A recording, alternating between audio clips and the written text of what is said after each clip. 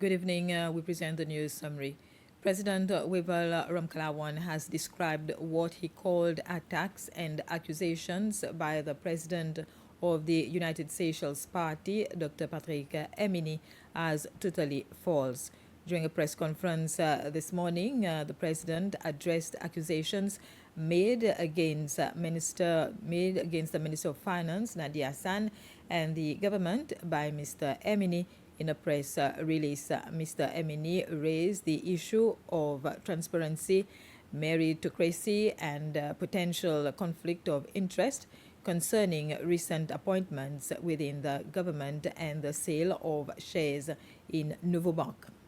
Mr. Emini says in the press release that the government's decision to allow major shareholders of Cayman Wireless to acquire shares in Nouveau Bank, a state-owned bank, instead of allocating them to the Seychelles Pension Fund, raises concerns about fairness and equitable distribution of national assets.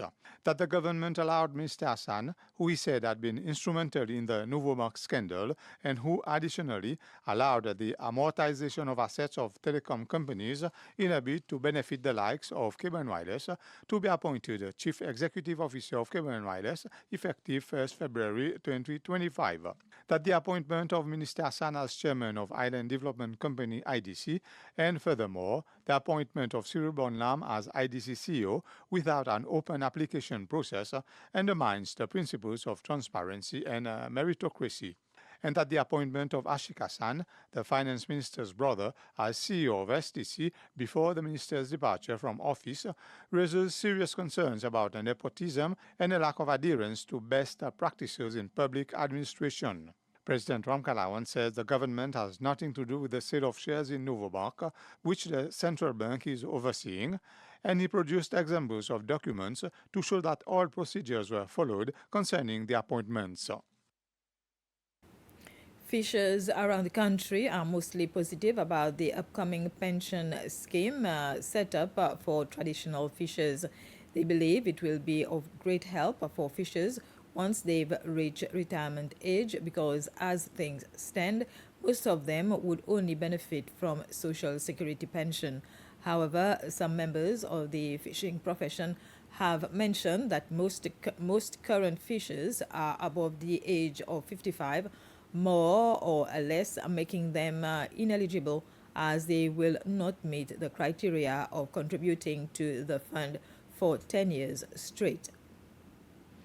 The second phase of the Ethics in Education project was launched yesterday during a 5-day workshop that is being held at the Centre Polyvalent des Jeunes at Montfleury.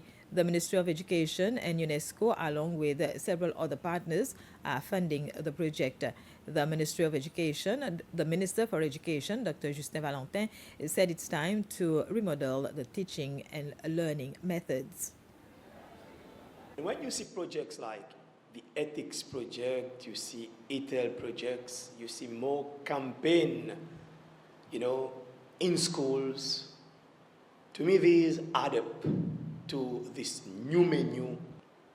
We've reached a point in the teaching and learning where we believe that things are not moving as we would have liked.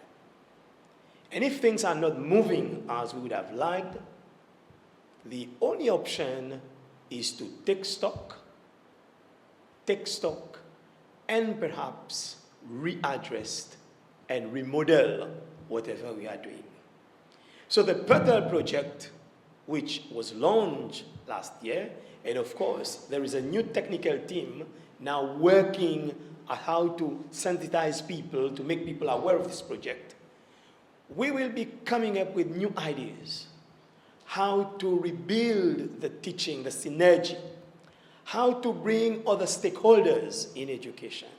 The world is made to be interdependent. We cannot make it on our own.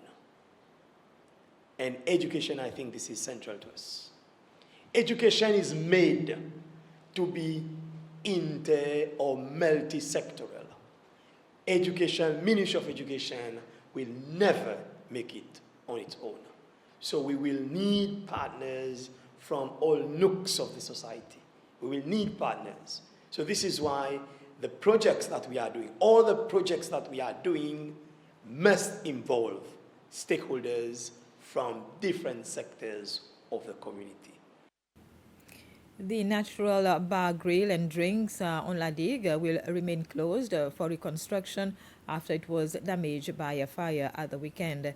Its owner, Samir Radugond, said he will not compromise standards for the sake of reopening as soon as possible. An investigation is ongoing to determine the cause of the fire. The restaurant was made of wood and covered with palm leaves. And there are growing international calls for peace talks to end the escalation of violence in the east of the Democratic Republic of Congo. UN officials have said the situation in the capital, Goma, is chaotic, with fighting continuing in parts of the city. A government official has said the army is still in control of most of the capital, but M23 rebels who have attacked the city dispute that. And this was the news summary. Thank you for your attention.